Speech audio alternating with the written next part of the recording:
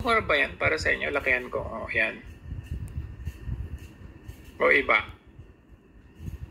Pero ang pangalan kasi nang nakita ko, ito pa lang si James Kumar.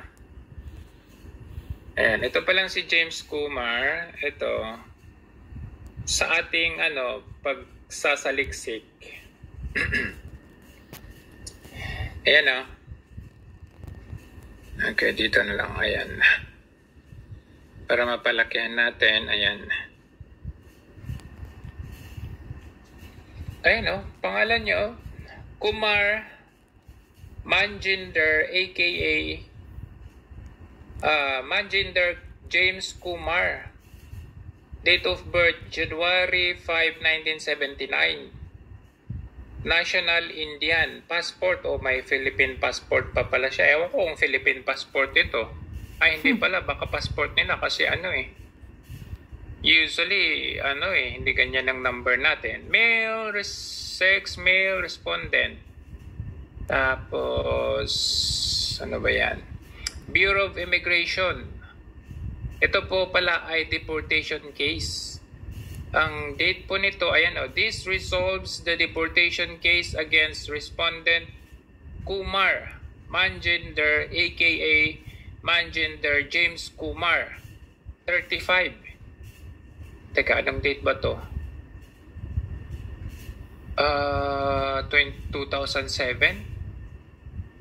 Kung 2007, di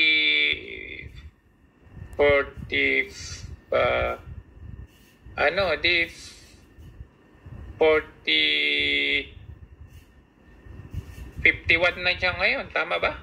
Kung 35 siya noong 2007. Ayan. Indian national who charged for posing a risk to public interest under Section 69 of Act Number 2711 as follows. On Feb 1, 2007, NAIA-based immigration authorities admitted Kumar Manjinder as an immigrant under RA 7919. Okay. On June 13, 2013, while at the NBI building, Taft Avenue, Manila, Kumar committed anti-Filipino acts. He physically abused a Filipino, Gemma Somido Singh. Ayan, may apelyido siyang Singh. Baka nag-asawa ito ng Indian Kasi Somido Singh Utter the words, hindi mo ba kita kung sino ako dito? Sabi niya, boss ako, ikaw, utang ina mo, Pilipina ka lang, wala kang pera, ako mayaman. Yaman, gusto mo trabaho ka sa akin bilang katulong kasi kayong Pilipino, katulong lang alam yung trabaho. Kumar's present, putol to Teka, hanapin ko nga yung katuloy nito.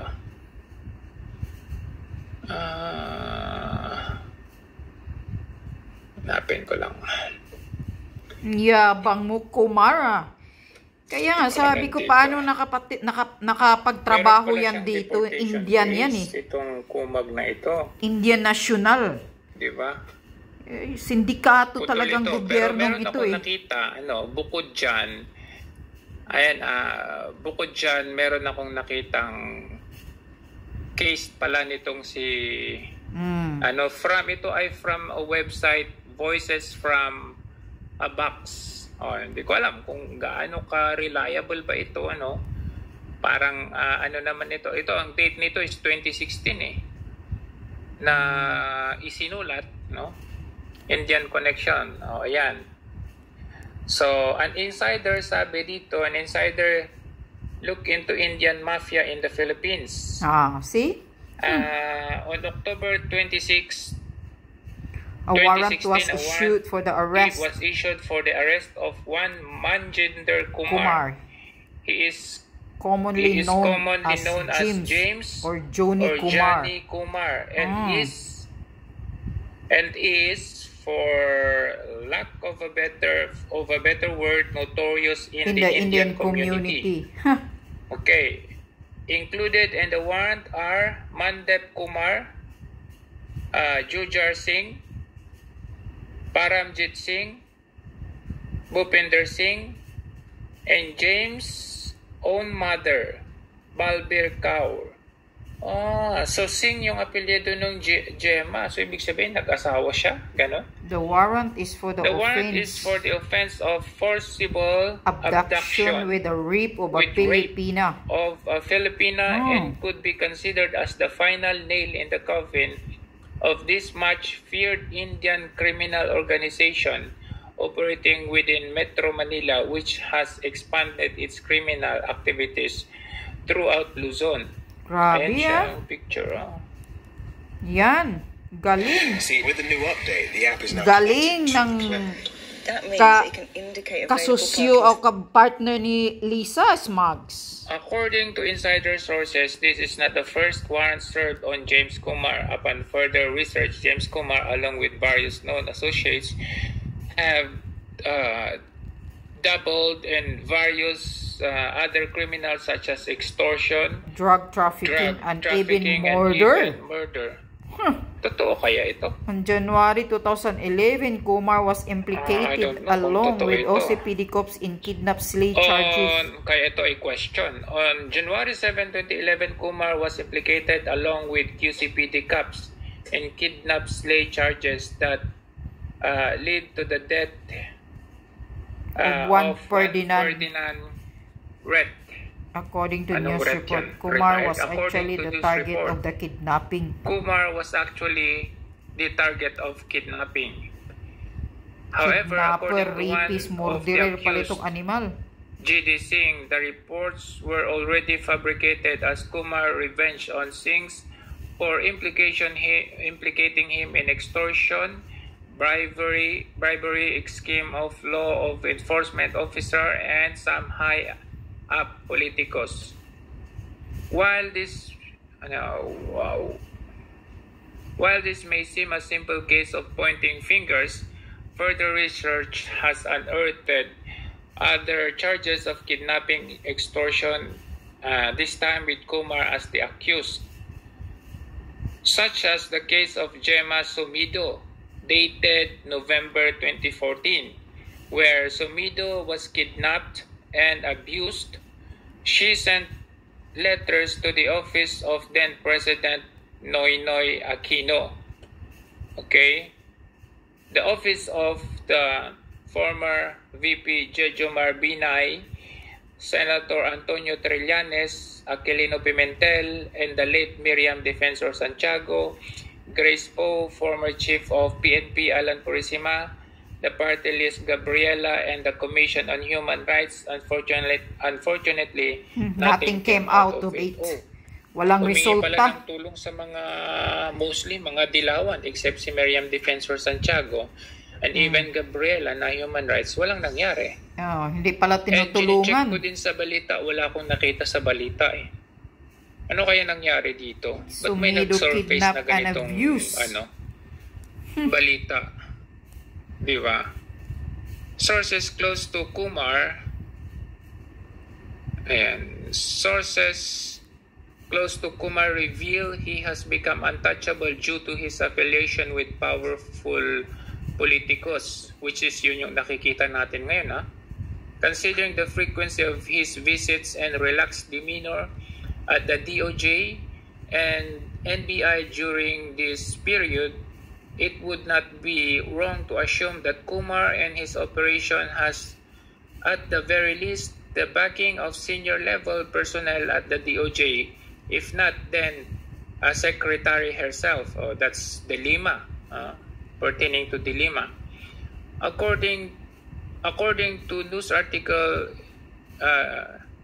GD or Gidi Singh included in Kumar's current warrant. Kumar operates a kidnapping syndicate and is in cahoots with various NBI, PNP officers and politicians for a catch and release kidnap scheme. Yan. Totoo kaya to? Grabing ano to Grabe pala ito ng mga...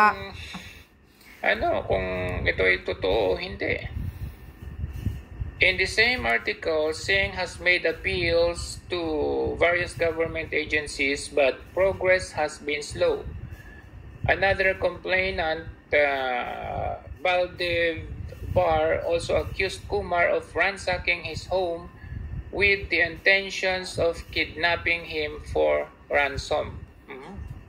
While the news article may paint a rather confusing operation, our inside source clarified that this is the norm between Kumar's gang. Totoo kaya to? Pero kung ang daming pera ni Kumar ngayon, maaari no, na pwede ang mga ito ay nahugot-hugot na at wala na sa database or sa record, wala na rin sa balita. I don't know Kasi kung totoo ito, grabe naman ito, hindi nabigyan ng ano. Kumar serves as the head of the operation, cultivating his contacts within the government through extortion, bribery, and fear. As the president of Indian Council in the Philippines, he is privy to everything that goes on within his congregation, including illegal activities. He uses his knowledge to execute intricate criminal activities. Our source said that normally Kumar would create a gang to kidnap an Indian national, and then Kumar would act as a negotiator to extort money. Parang yung akusan nila kay Saportan ito Kunwari, yung Abu Sayyaf daw ay nangingidnap, tapos ang mag-appear as negotiator ay si Saportan. At ayon sa taga-Sulu ay kasabwat daw. In exchange for the safe return of the kidnapped individual, playing on the fear within the Indian community towards Philippine law enforcement authorities has proven a successful business platform for Kumar's criminal activities. Kaya pala siguro ang daming pera. Kaya ang daming pera. Ang daming mga ano nito. At times, Kumar would be directly involved, but mostly he would be orchestrating from the sidelines. One thing's for sure, not all his planned efforts have been executed to perfection. Reports of murder have been rampant, but because of his political connections, he has managed to avoid persecution. Yun nga may mga connection sa mga politiko, PNP. Normally working with known associates, Mandip Paano mo naman pala mahuli? his brother, a certain Romel from the NBI, Yan ang as well as pasabog Kumar's din ni business Maharlika partner noong in nakaraang Babar, linggo along Mabini Street. His own mother, Balbir Kaur, the Malbir aforementioned Kaur. Gidi Singh, Manjit Singh, Indian Council Treasurer, Dalwij Singh, who operates an Indian grocery as a front to drug trafficking, and other high-up politicians. Kumar is able to weave in and out of the country's legal system, going so far as managing to fix a deportation order against him issued in 2014. Wow. Totoo kaya to? Sabagay, pag yun naman ang ginagawa ng mga ibang kawatan, magtatayo sila ng negosyo nila, halimbawa grocery store, ganon, kikita man yun o hindi, okay lang. Ngayon, ang gagawin nila doon sa perang nakukuha nila sa mga illegal activities like kidnap, hold up, yun yung i-declare nila na kita ng grocery. Parang para malabhan nila yung maduming pera. Ayan, that's money laundering, kumbaga. Additional information serves that Kumar routinely pocket 2 to 3 million pesos from the coffers of the Indian Council to fund his lavish lifestyle, as well as to keep his bribery engine well-oiled. Kaya pala yun, di ba? May pinost si Pebbles ba yun? Talakera na itong certain David Bowie na to, na representative daw ni Kumar, tinatry na i-bribe siya, no? At siguro itong mga politiko na ito, dahil ang dami niyang connection sa politiko Yun nga Kaya paano naman makulong yan? Ang daming connection. Currently extorting 10,000 per member to fund Kumar as he moves in an effort to pay his way out of his current legal problems. Grabe Grabe He yung used kaso to act nitong as an NBI asset, often implicating Ayan, implicating Indian nationals in various crimes. Unsubstantiated by evidence. So evidence were fabricated in order to force the victims to settle prior to cases being filed. Grabe, ginagamit ang pera, no? One Indian national we interviewed commented, almost all Indians in the Philippines are afraid of James Kumar. Kaya pala sikat na sikat siya sa mga politiko. Ask any Indian living here and they'll tell you they do not want to do anything. They do not want anything to do with him. Our inside contact retorted, James Kumar is just way too connected to be challenged head-on. Kaya pala. True enough, within 6 hours of issuance of his warrant of arrest, with his mother being the first to be detained at the Manila Police District, Adante Jimenez, a known associate, lobbied for her release. Sources also revealed Attorney Raymond Fortun is representing Kumar. What? What a revelation! Grabe pala tong si Kumar na ito, no? Kaya pala ang mga daming mga politiko until now, may mga picture. Si Jinggoy, Escudero, yan. He assumed would help grow his criminal empire.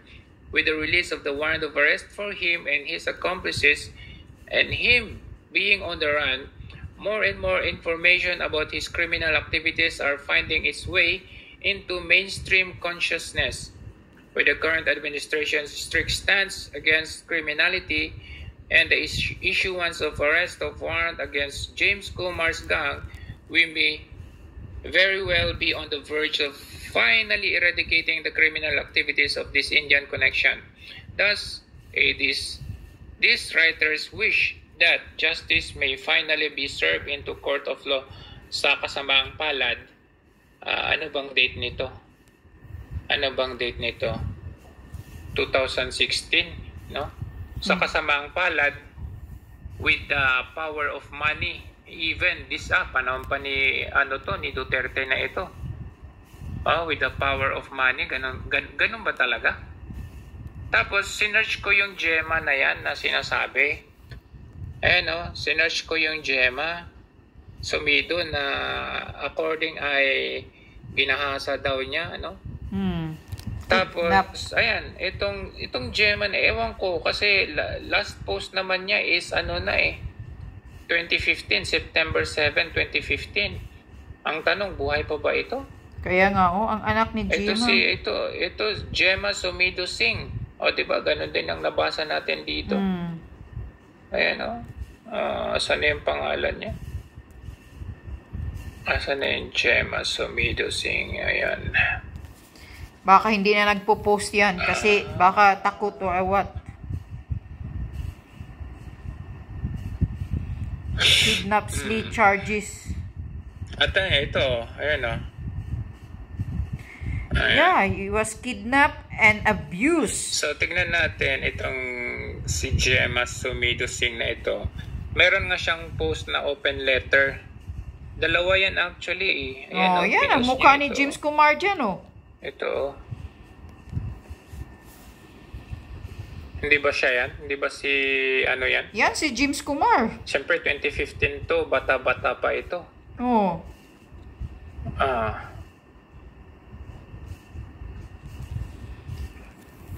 Siya diba? Yun. Bata pa siya dito kung ito nga. Kung ito nga si kasi pinag-uusapan dito yung, di ba sabi pa ni Bongbong Marcos, ito daw si Morales may may record daw. Ito nga, kung ito nga talaga siya din yan. Sabi, kayo ang mag-confirm kung siya ito. Siya yun. Halata naman ang mukha noong 2015. Bata-bata pa lang yan, siya ba yan? Pero ito, mukhang iba ito Kung ito, mukhang iba na ito. Ewan ko kung siya ito. Ayan. Pero itong yan, yung ito nga. Ito ata yung mas kompleto.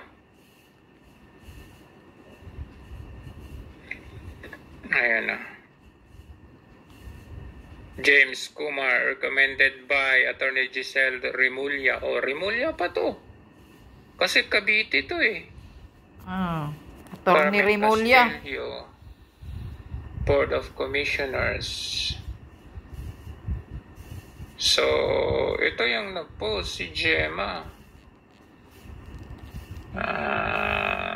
Ito yung open letter niya pala. Silang Cavite. Ito yung open letter niya. Dalawang time siyang nag-post, walang nangyari, walang pumansin. Nasaan kaya yung ano dito, yung human rights? Sabi dito, an open letter to the President, Honorable Benigno Aquino, President of the Philippines, Malacanang, Manila. Dear Mr. President, it is outrageous, Mr. Manjinder James Kumar, an Indian alien in my country against whom Bureau of Immigration Commissioner Siegfried Mison in resolution, ayan, nilagay yung case number, dated September 11, 2014, ordered immediate arrest and deportation. Kumar's visa under RA 7919 and his cancelled, blacklisted, and bar him from re-entering Philippines because Kumar poses a risk to public interest and for committing anti-Filipino acts by uttering the words, sabi niya, hindi mo ba kita kung sino ako dito? Boss ako. Ikaw, putang ina mo, Filipina ka lang. Wala kang pera. Ako mayaman. Gusto mo trabaho ka sa akin bilang katulong kasi kayong Filipino, katulong lang ang alam ninyong trabaho. Surprisingly, the said deportation orders against Kumar were cancelled by the BI Commissioner after 3 months later. My reconsideration appeal against cancellation orders deliberately kept pending by BI. Kumar is also an ex-convict who served jail at the San Fernando City Jail, Pampanga, for illegal recruitment and estafa. Case number, case number pa dito, case number 01-3031 M2 lodged before RTC 3rd Judicial Region Branch, Pampanga, Macabebe, Pampanga. Grabe pala, no? May kaso din pala sa Pampanga. As per the Philippine Constitution, convict Kumar must be deported after serving his sentence. However, BI ironically issued him permanent residency in the Philippines. What? Ganon? Grabe naman yan. It is a double standard and gimmick by the BI to issue themselves deportation orders and then mysteriously revert it after 3 months. And in fact, no one believes that no money changed hands in cancelling the deportation orders against Kumar and in the issuance of his permanent residency. Ayos din, no? May permanent residency pa. Isang kaya pala, isang criminal tapos inissuean pa ng residency. Please dig deeper to check the real background of Kumar before giving him any credence. He can be described with one word, sociopath. Sociopath. Who is at his best to pretend, sociopath. This guy's full pretend in order to satisfy his lust for power and greed through superficial charm, manipulation, intimidation, and violence. Tapos, di ba siya yung in-appoint ni Marcos doon sa Volunteer Against Crimes and Corruption? What? Yeah. This is the paradigm of appointed ni endemic corruption Marcos that Jr. powerful aliens like James Kumar are well protected despite of their criminal background, including deprived behavior and nakedly cackling with the Philippine laws and justice through their brazen style to attain their purposes, whatever it cost. Philippine government miserably failed to stop his criminal acts. I humbly and earnestly pray that Kumar be deported and declared persona non grata immediately, and more power to you. So ito po ay sulat ni Gemma noong 2015. Ang tanong ko, buhay pa ba ito? Iyon lang. Ano? Buhay pa ba ito? Buhay pa ba ito? Kasi baka pinatay na. Ito po ay merong isang website, nilabas itong article nila, yung pinakita ko lang kanina. at yun ay dated December 2016, panahon na ni Duterte, buhay pa ba ito? At meron bang nag-bring up ito kay former President Duterte? Kasi I'm sure pag ito ay inilapit kay President Duterte, malamang inaksyonan niya ito. Kaya nga. Malamang hindi ito hindi ito alam ni PRRD. Namamayagpag ang Kumar na ito ngayon. Kaya nga, kaya namamayagpag dyan. Tingnan mo yung mga nilapitan nitong si Gemma Sumido na ito ay Aquino, Trillanes, Grace Gabriela. Iba, grabe, human rights. Binay. The Vice President, si Binay so, noon. So, meron naglapit nito nung dumating na si Tatay Digong. So, that's the big question. Kaya ito, delikado pala itong si Kumar na ito. Kriminal pala talaga itong gago. Ang daming kaso. Nakikita nyo naman, last na post niya is September 7, 2015. Tapos, itong article na ito, dated, December 12, 2016. From an unknown website, an unknown writer, kung sino yung writer nito, not even a writer. Ang ano lang dito is voices from a box. Of course hindi nagpakilala because baka patayin ni Kumar. Siguro dahil din sa takot or whatever. Yes. Baka patayin, kaya anon later lang yan, so, publication. Ang breaking news natin ngayon. Hanggang sa muli, maraming salamat.